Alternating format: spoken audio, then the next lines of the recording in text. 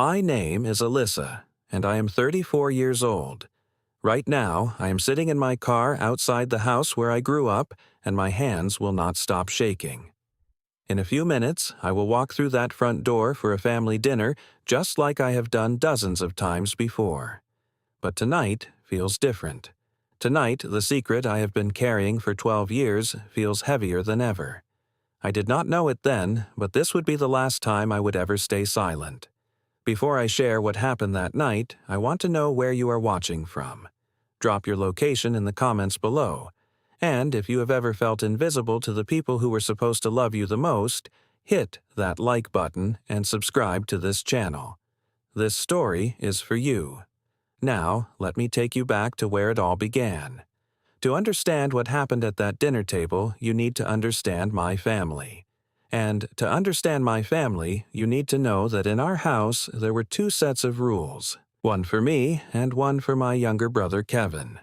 My father Gerald is 62 years old now. He spent most of his working life at a manufacturing plant about 40 minutes from our house in Ohio. He was a floor supervisor for nearly 20 years until a back injury forced him into early retirement when I was just starting college. My father is the kind of man who measures everything in dollars and visible achievements. He believes that sons carry the family name forward and daughters eventually belong to someone else's family. He never said he loved me, not once. The closest he ever came was a nod of acknowledgement when I did something that did not embarrass him. My mother, Diane, is 59. She has been a homemaker her entire adult life, completely dependent on my father for every decision, every opinion, every stance. She loves her children, I believe that. But her love has always been passive quiet and ultimately useless when it mattered. She never once stood up for me against my father. Not when I was a child. Not when I was a teenager. Not ever. She chose peace over justice every single time. And then there is Kevin.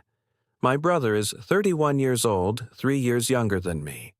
From the moment he was born, he was the golden child, the son, the heir, the one who mattered.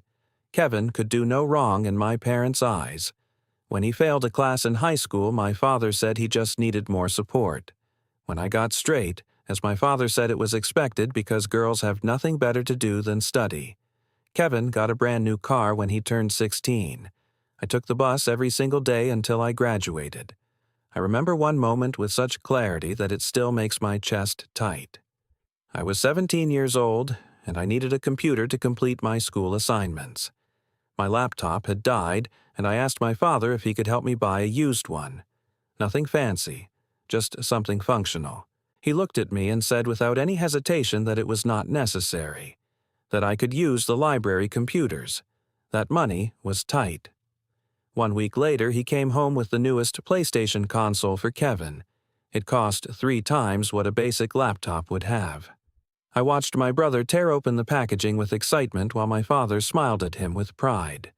Nobody looked at me. Nobody noticed that I left the room and cried in the bathroom for an hour. That was the day I understood something fundamental about my place in this family.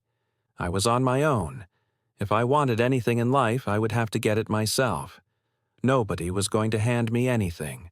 Nobody was going to fight for me. And nobody was going to notice my sacrifices.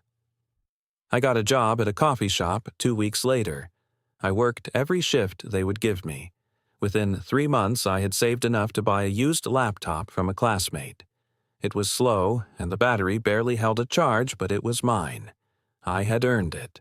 And that feeling of earning something through my own effort became the foundation of everything I would build in my life. My mother would sometimes come to my room late at night and sit on the edge of my bed.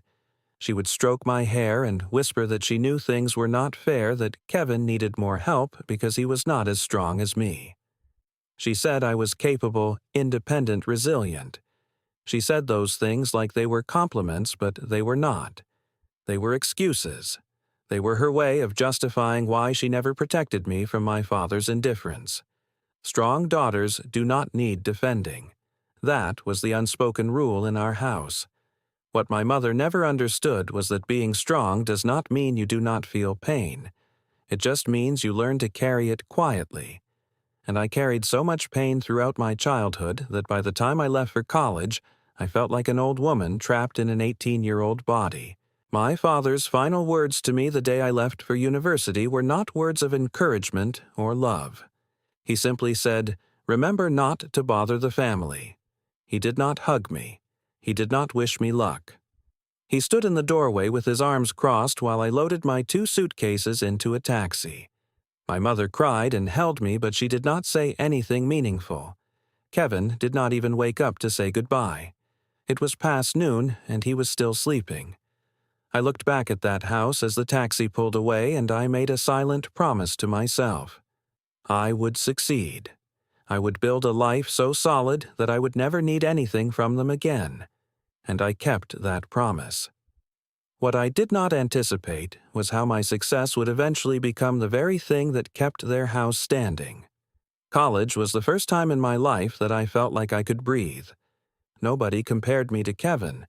Nobody reminded me that I was just a daughter. I was simply Alyssa, a student with a full scholarship to study finance at a university 4 hours away from home.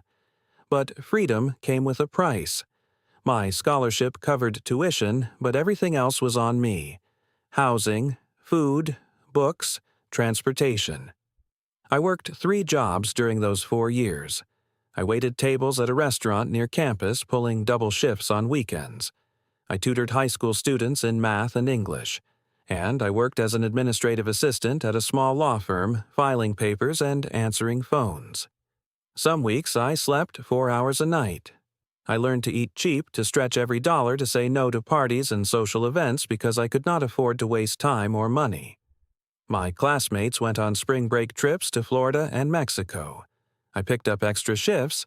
I graduated at the top of my class, not because I was smarter than everyone else, but because I worked harder than anyone I knew.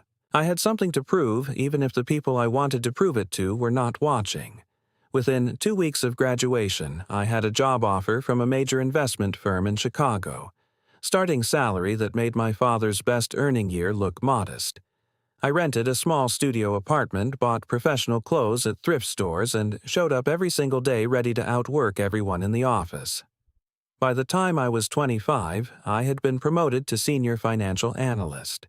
By 28, I was managing investment portfolios worth more than I could have imagined as a teenager scraping together money for a used laptop. I bought my own apartment, a real one, in a nice building with a doorman and a view of the city. I bought a reliable car.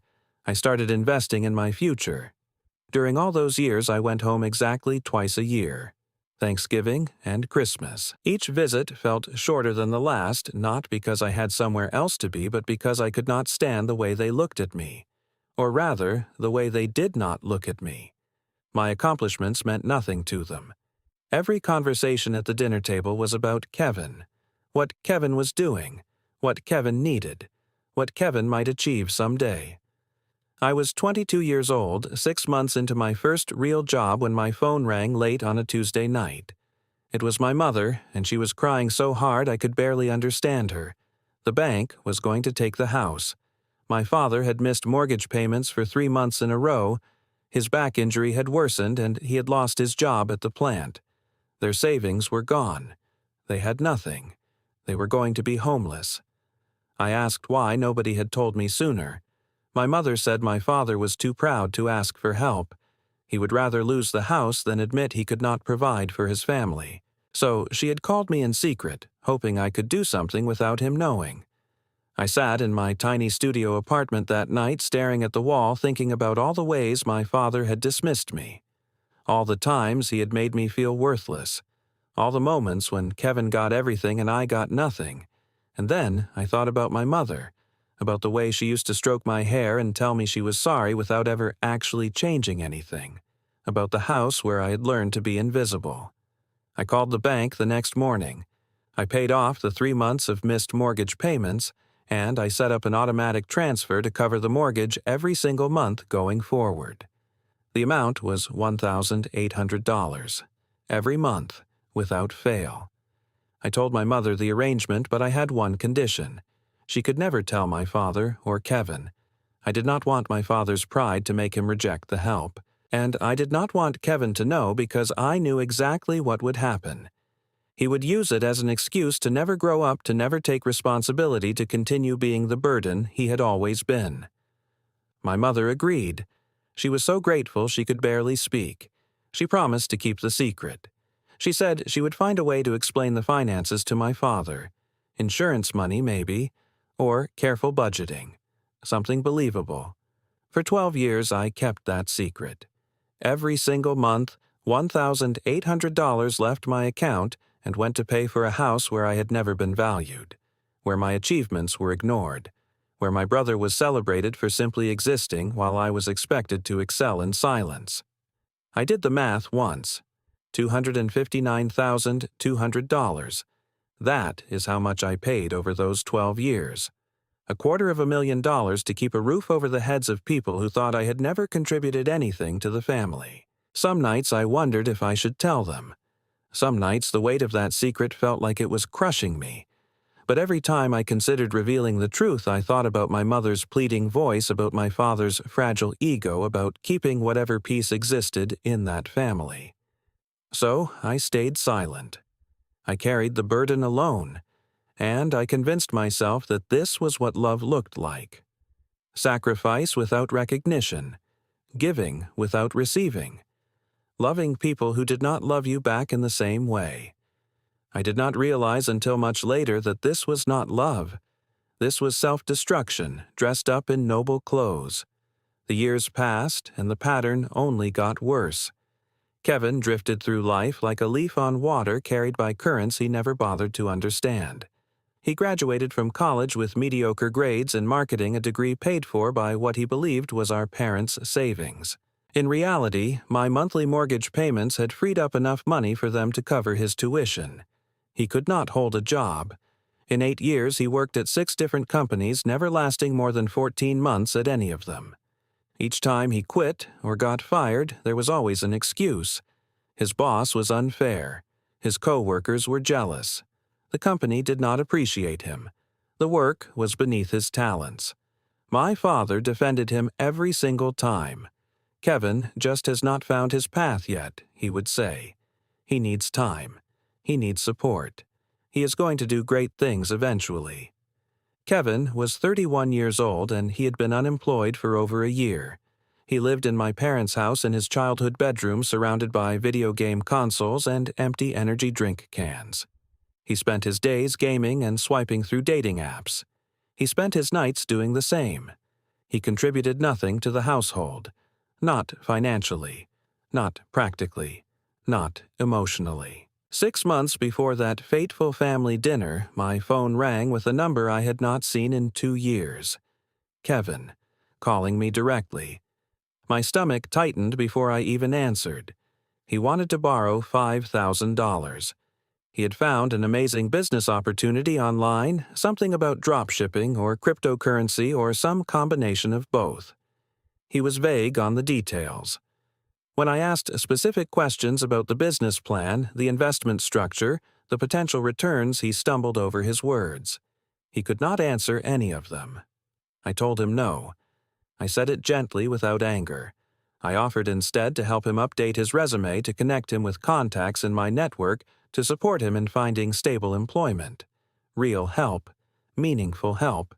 He exploded. He called me selfish. He said I thought I was better than everyone just because I had a fancy job. He hung up before I could respond. Within hours, my phone rang again. This time, it was my father. He did not ask how I was doing. He did not make small talk. He launched straight into a lecture about family loyalty. Kevin had told him I refused to help, and my father was furious. "You have money," he said. "You have no family to support. No husband. No children. What are you doing with all that money if not helping your brother? Blood is thicker than water, Alyssa." Or did you forget that I wanted to scream? I wanted to tell him about the 12 years of mortgage payments, about the $250,000 I had quietly poured into keeping his house standing, about every sacrifice I had made while being treated like an afterthought. But I did not. I stayed silent as I always did. I apologized for not being able to help at the moment. I made up an excuse about my own financial obligations. I ended the call as quickly as possible and then sat in my apartment shaking with a rage I could not express. Marcus found me like that when he came home. Marcus, my boyfriend of 3 years, a software engineer with kind eyes and a steady presence. He had seen me through so many of these family moments, holding me while I cried, listening while I vented, always supporting but never pushing. That night I told him everything, not just about the phone call but about the mortgage, about the 12 years, about the money, about the secret. His reaction was not what I expected. He was not just sympathetic. He was angry, genuinely righteously angry on my behalf. You are funding their entire life and they do not even know you are the reason they still have a home and they treat you like this? Alyssa, this is not okay. This has never been okay. He held my hands and looked me in the eyes. He said something that would echo in my mind for weeks afterward. You deserve to be seen. You deserve to be valued. And if they cannot do that on their own, maybe it is time they learned the truth. I was not ready to hear that then, but the seed was planted. 2 weeks before the dinner, my mother called with an invitation, a special family gathering for my father's 62nd birthday. Kevin had some exciting news to share. She wanted everyone together. I asked what the news was. She refused to tell me, saying it was Kevin's announcement to make. There was something in her voice, though, an excitement that made me uneasy. Marcus could not come with me. He had a work trip that weekend, but before I left he held me close and said the words that would give me courage when I needed it most. If they disrespect you again, do not stay silent. You have every right to stand up for yourself. You have more than earned that right.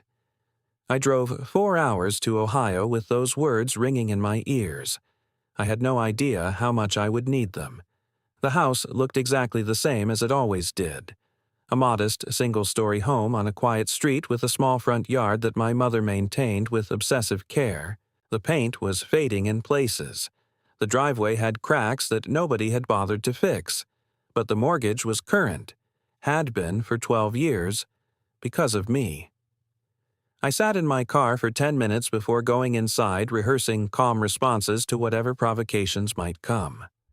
I told myself I would stay composed. I would not take the bait. I would get through the dinner and drive home and return to my real life, the one I had built far away from here.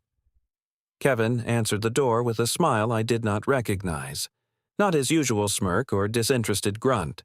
An actual smile, wide and self-satisfied. He looked like a man who had won something. There was a woman beside him. Stephanie, 28 years old, as I would later learn. Blonde hair, expensive-looking dress, confident posture. She worked in real estate, Kevin announced proudly, as if her career somehow elevated his own non-existent one. My parents greeted Stephanie like royalty. My mother fussed over her, complimenting her earrings, her shoes, her perfume. My father actually stood up from his chair to shake her hand, something he had never done for any of my past partners. When I walked in behind them, my father gave me a brief nod. No hug. No questions about my drive or my life or anything at all. Just a nod, the kind you give a neighbor you barely know. The dinner table was set beautifully.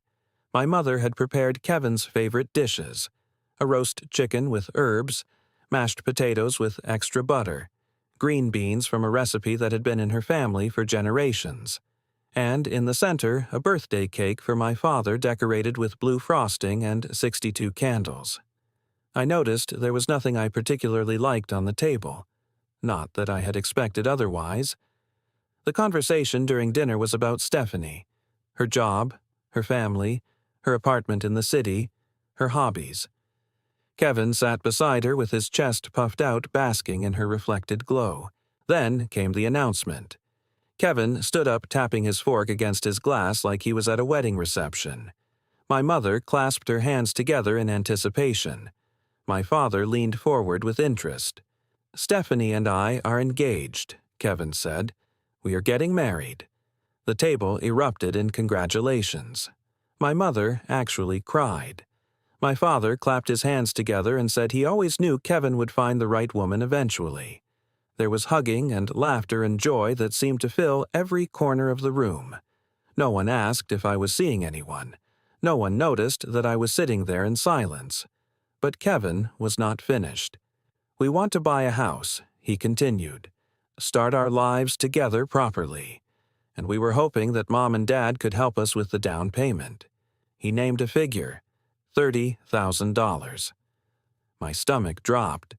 I knew with absolute certainty that my parents did not have $30,000. They could barely cover their monthly expenses.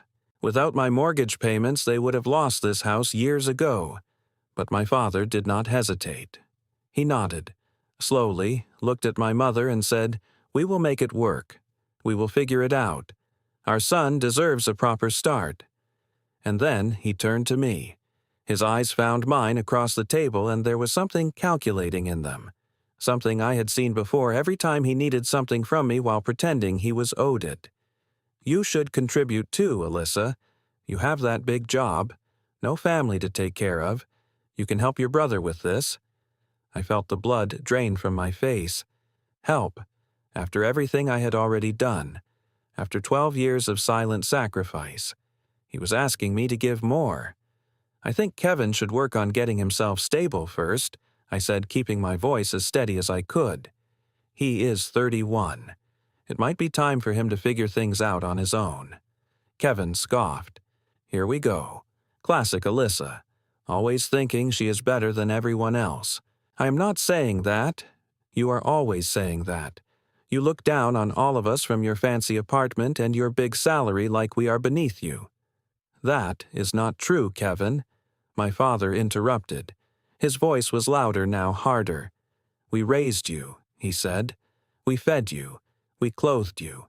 We gave you everything you needed to become whoever you are now. And this is how you repay us, by refusing to help your own brother when he needs it." I stared at him. 20 years of dismissal. 20 years of being overlooked. 20 years of earning nothing but indifference. And he was lecturing me about repayment. He kept going, his voice rising with each sentence. "You think you did everything yourself. You think you got where you are without us? We sacrificed for you, Alyssa. We gave you a foundation, and now you are too selfish to share any of it. Kevin needs help. Kevin deserves help. You have everything already. You do not deserve anything more from this family." The table went silent. "You do not deserve anything."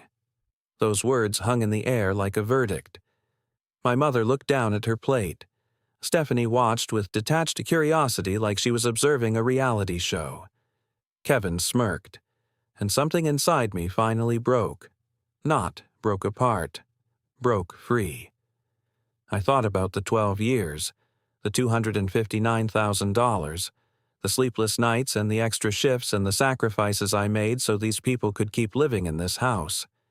I thought about every time I had swallowed my words, kept the peace, protected their pride at the cost of my own dignity. And I realized that if I walked away without saying anything now, I would never forgive myself. So I stood up. My voice came out steady, clearer than I expected. "Dad, you say I do not deserve anything. You say I think I am better than everyone. Let me ask you something. Do you know who has been paying the mortgage on this house for the past 12 years? Gerald laughed. A dismissive, condescending laugh. "The mortgage is handled by your mother and my Social Security. What are you even talking about?" I turned to look at my mother. She had gone pale. Her hands were shaking. "Mom," I said quietly, "do you want to tell him the truth, or should I?" Diane's eyes filled with tears. "Please," she whispered. "Alyssa, please do not do this." I did not look away. 12 years ago I said you called me crying. The bank was about to foreclose on this house. Dad could not work. There was no money. You were going to lose everything. My father's face shifted. Confusion, then denial. I pulled out my phone. I opened my banking app. I scrolled to the recurring transfers. 12 years of them. $1,800 every single month. I placed the phone on the table in front of my father. $259,200, I said. That is how much I have paid to keep this house standing. While you told me I was selfish. While you gave Kevin everything and gave me nothing. While you said I did not deserve anything from this family. I let the words settle. Mom asked me to keep it a secret, I continued. So you would not feel ashamed. So your pride would stay intact. So this family could pretend that everything was fine. And I did it. For 12 years. Because I loved you. Because I thought that was what family meant. I looked around the table. At my father's stunned face. At my mother's tears. At Kevin's open mouth. At Stephanie's wide eyes. But I am done pretending now. I am done sacrificing myself for people who do not even see me. For a long moment, nobody moved. The only sound was my mother's quiet sobbing and the distant hum of the refrigerator in the kitchen. Then my father spoke. His voice was different now. Lower, rougher, the voice of a man whose entire reality had just cracked down the middle. You are lying. I pointed at the phone still sitting on the table. Every transaction is right there. Dates, amounts, 12 years of proof. He did not look at it. He could not look at it. Instead, his face turned red. Not with shame as I had expected, but with rage. How dare you, he said. How dare you embarrass me like this in my own home? In front of everyone, I blinked. Of all the responses I had prepared for this was not one of them. I just told you that I have been keeping this family afloat for over a decade, and your response is that you are embarrassed. You want to humiliate me. That is what this is about. You always resented us. Always thought you were too good for this family, and now you want to rub it in our faces. Dad, that is not what is happening. I do not need your charity, he shouted. I never asked for it. I do not want it. You can take your money and get out of my house. My mother finally looked up. Gerald, please, she said. Just listen. You knew about this. He turned on her now, his anger finding a new target. You knew she was paying the mortgage, and you did not tell me I was trying to protect you, Diane said through her tears. You were so proud. You had already lost your job. I did not want you to feel worse. So you lied to me for 12 years. You let me believe I was still providing for this family while our daughter was secretly paying for everything. I was not secretly doing anything wrong. I interrupted. I was helping. That is all. I was helping because you could not, and because Mom asked me to. Gerald slammed his palm on the table. The dishes rattled. Stephanie flinched. I did not ask for help. I would never ask for help from you. And that I realized was the heart of it. Not gratitude, not understanding, not even an attempt to process what I had revealed. Just wounded pride and misdirected fury. Kevin finally found his voice. He had been quiet since my revelation, probably doing the math in his head, realizing that his entire adult life had been subsidized by the sister he had mocked and dismissed. This does not change anything he said, but his voice lacked its usual confidence. You did that because you wanted to. Nobody forced you. You do not get to hold it over us now. I am not holding anything over anyone, Kevin. I am just telling the truth. Something this family has avoided for way too long. You always have to make everything about you, he shot back.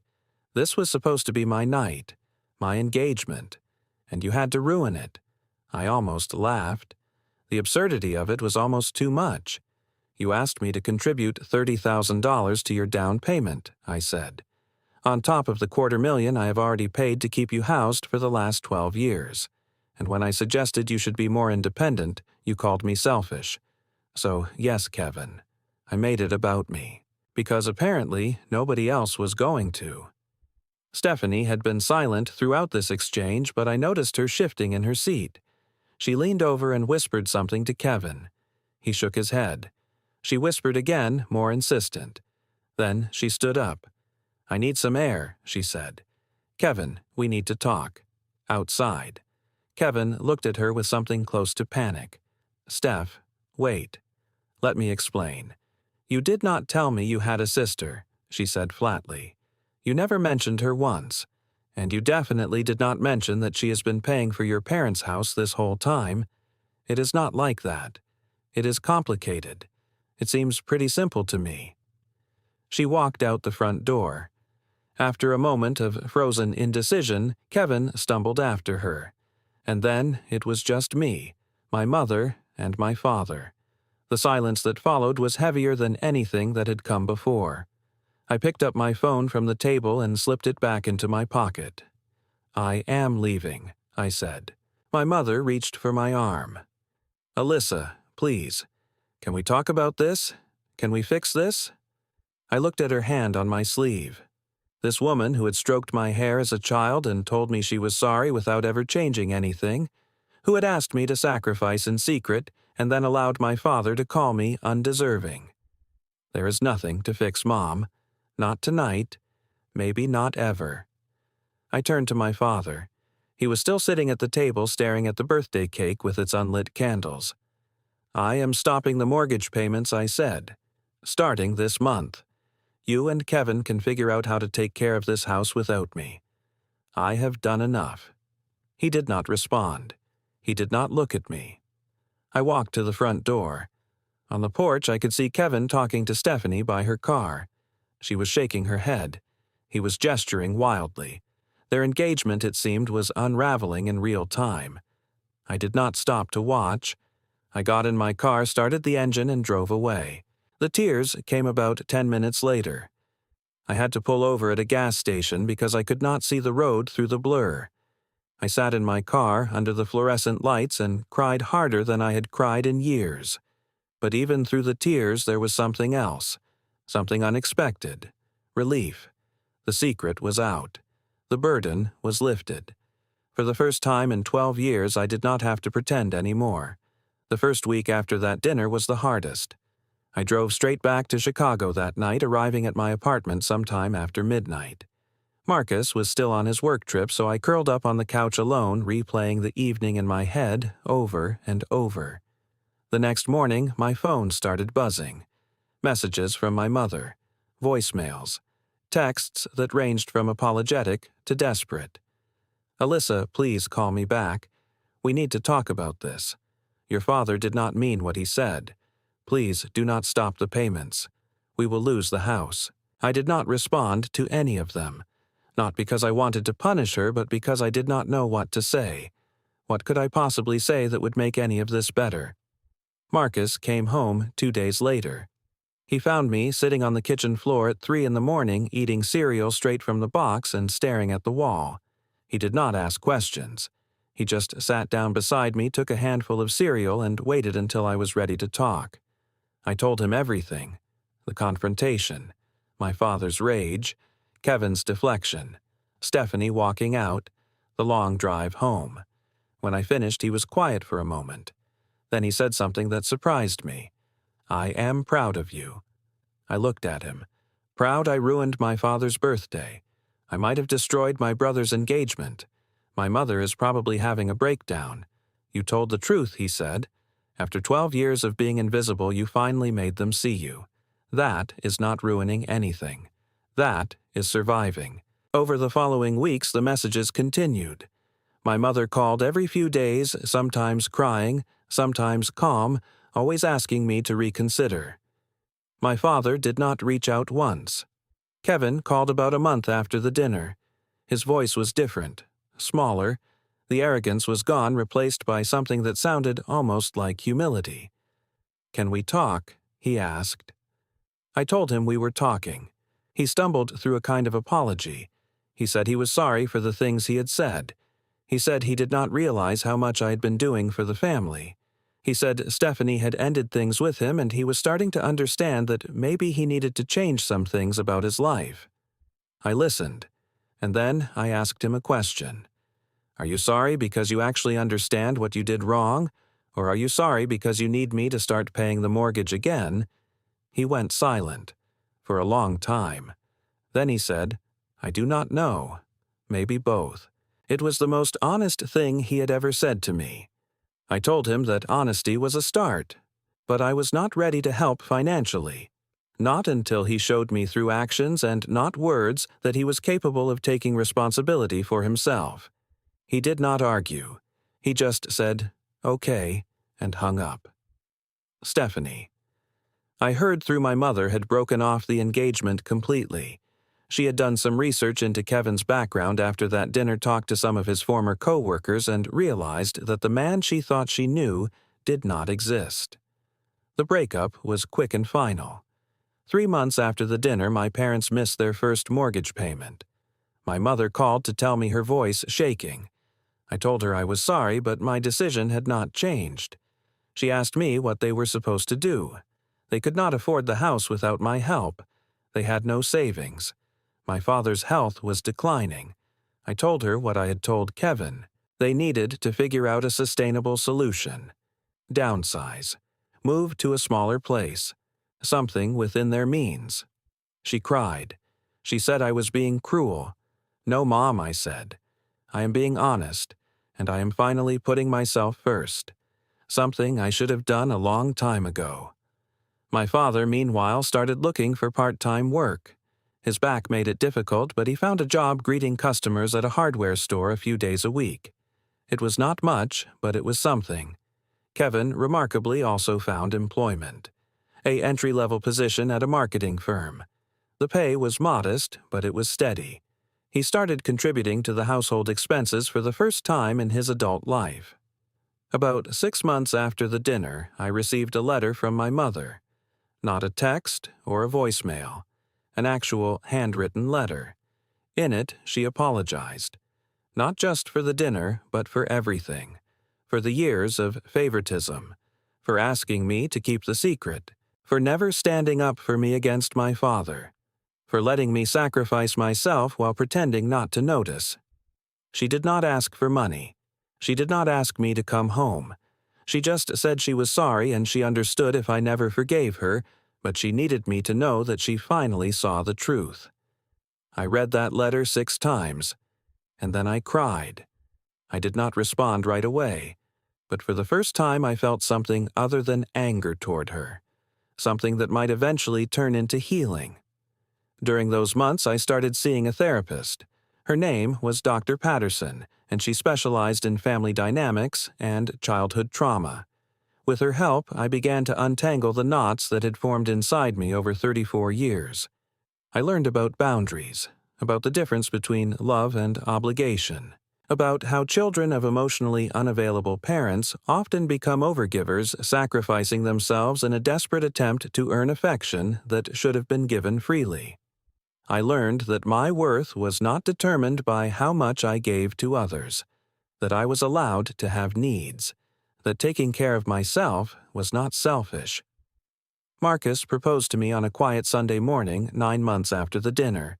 No grand gestures, no elaborate surprises, just the 2 of us on our balcony watching the sunrise and him asking if I would spend the rest of my life with him. I said yes without hesitation. Around the same time, I received another promotion at work. Vice President of Investment Strategy. It was a role I had been working toward for years, and finally achieving it felt like validation of everything I had built. My life was moving forward, expanding, becoming something beautiful and entirely my own. And then, about a year after the dinner, I got a call from my mother. My father had suffered a minor stroke. I did not have to go. That thought crossed my mind as I packed an overnight bag. I could have sent flowers, made a phone call, kept my distance as I had been doing successfully for a year, but something in me needed to see him, not for his sake, for mine. Marcus offered to come with me, but I told him this was something I needed to do alone. He understood. He always understood. The hospital was small, just a regional medical center about 20 minutes from my parents' house. I found the room easily enough. My mother was sitting in a chair by the window. Kevin was slumped in the corner, looking exhausted. And my father was in the bed, connected to monitors and IV lines, looking 20 years older than the last time I had seen him. My mother rushed to hug me when I walked in. She held on for a long time, crying into my shoulder. Kevin stood up awkwardly but did not approach. My father's eyes were open. He watched me cross the room and sit in the chair beside his bed. For a while, neither of us spoke. Then I said what I had come to say. I did not come here to hear you apologize, Dad, and I did not come to argue about the past. I came because, despite everything, I needed to see you. He blinked. His mouth moved, but no words came out at first. When he finally spoke, his voice was hoarse, weakened by the stroke. I was wrong. 3 words. The first acknowledgement I had ever received from him. I know I said, I know you were wrong, and I am not going to pretend that those words fix everything. They do not. But I am glad you said them. I reached out and took his hand. It felt strange, foreign. I could not remember the last time I had touched my father. I forgive you, I said, not because you deserve it, but because I do not want to carry this anger for the rest of my life. Holding on to it hurts me more than it hurts you, so I am letting it go.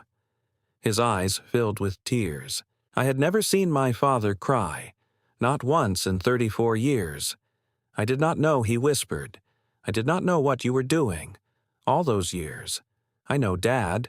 That was the point. I stayed at the hospital for a few hours. My mother and I talked more honestly than we ever had. Kevin apologized again, and this time it felt more genuine.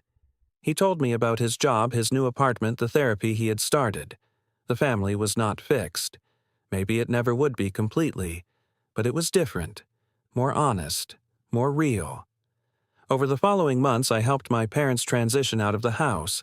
It was sold to cover their debts, and they moved into a small 2-bedroom apartment closer to Kevin. It was not glamorous, but it was manageable, within their means. Kevin continued working. He got promoted once. He started dating someone new, a woman he met through his job. He seemed, for the first time in his life, like he was actually growing up. My mother and I developed something resembling a real relationship. Not perfect, but genuine. We talked on the phone every week. She asked about my life, my work, my wedding planning. She listened in a way she never had before. My father's recovery was slow. The stroke had affected his mobility and his speech. But when I visited, which I did occasionally, he made an effort to connect. He asked about Marcus. He congratulated me on my engagement. He said he was proud of me. It was too little too late in many ways, but it was also more than I had ever expected to receive. Marcus and I got married in a small ceremony the following spring, just close friends and family. My mother attended. My father, still recovering, sent a video message wishing us happiness. Kevin came with his girlfriend and gave a surprisingly touching toast.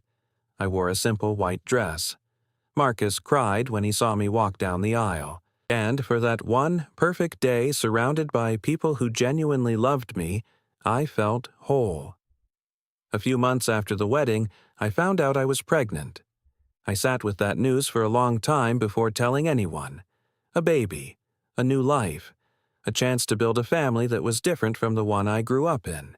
When I finally told Marcus, he lifted me off the ground and spun me around the kitchen. When I told my mother, she cried happy tears and promised to be the best grandmother she could be. And when I sat alone in my living room looking out at the city lights, I thought about everything that had led me to this moment. The pain, the sacrifice, the silence, the explosion, the healing. I thought about what I would teach my child, about boundaries, about self-worth, about the difference between love that costs you everything and love that helps you grow. I thought about the dinner where my father said I did not deserve anything, and I realized that he was wrong. I deserved everything I had built. I deserved the life I had created. I deserved the love I had found. And now I deserved to share that love with someone new. If you are watching this, and you have ever been the invisible one in your family, the one who gives and never receives, I want you to know something. You are seen, you are valuable, and you deserve so much more than you have been told.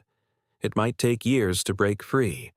It might take a moment of absolute devastation before the truth finally comes out. But when it does, when you finally stand up for yourself, you will discover a strength you did not know you had.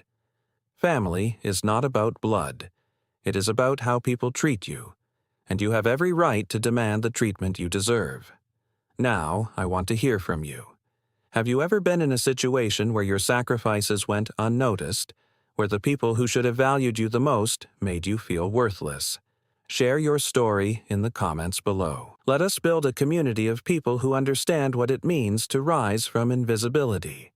If this story touched your heart, please hit that like button. It helps more people find this channel.